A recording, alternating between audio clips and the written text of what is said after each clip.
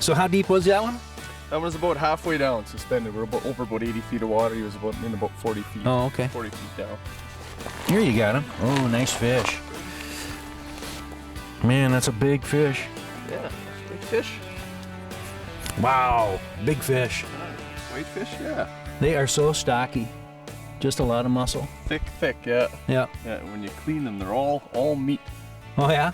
Lots of meat on them, yeah. Now, let me ask you, everybody always worries about spoon color. And do you have any specific approach that you take? I typically look for spoons that match the forage. So here we're looking at smelt, emerald shiners that they're feeding on. So look for something as silver sides. What about glow? It's a good feature. I don't think it's a make or break, but it's definitely a nice addition. Got him, Douglas. I may never get to catch another whitefish. At least I'm getting a seal out of him. How deep was he? Ryan got the last one at 40 to 50. He was a little more, about maybe 52, 53 in that range. Huh. There we go. Big fish, Gordon. Nice job. We've let everything go today. I might just keep one myself. Okay. I like that little scud bug, Doug. There we go. There.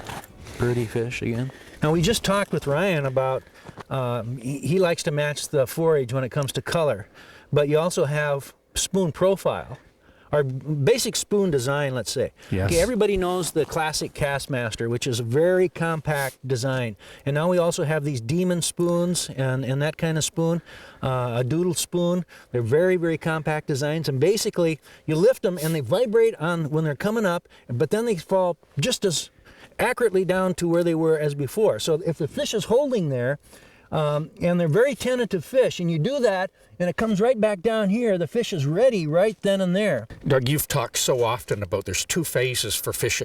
You've got to trigger them, you've got to attract them first, and then you've got to trigger them. And I think the baits that we're using right now, especially for lake trout, whitefish, those suspended ones that are moving and mobile, I think when we lift them up and then let them flutter, and they're doing these wide bait or these narrow baits like this that are doing, I think that is the attracting phase. Then we stop them, and we've often got them tipped with something, and that's the triggering phase when they're just kind of pausing there, that subtle, all of a sudden they're still moving, and we think they're slow. I think they're still just doing, that's when they hit them. Absolutely. And I do truly believe, because these fish and the lake trout we were fishing the other day are feeding on those long, narrow, people talk color and all those other things. I think the size and the profile is way more important.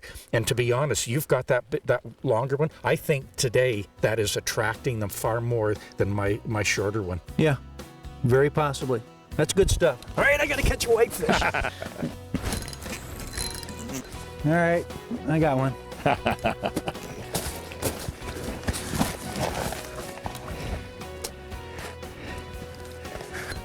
Oh, it is a world record. Big fish of the day anyway. Yes, it is that. Wow. Beautiful, Douglas. They pull so good. Here, that's your fish. People often ask, what is a spoon? Because it looks like almost nothing, really.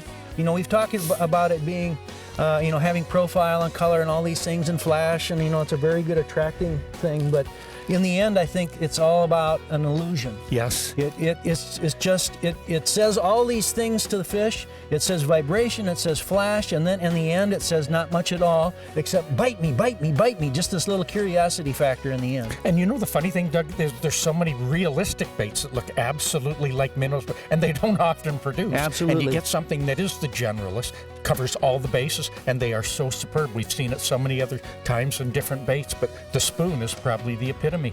Yeah, pique their curiosity and then make them make a mistake.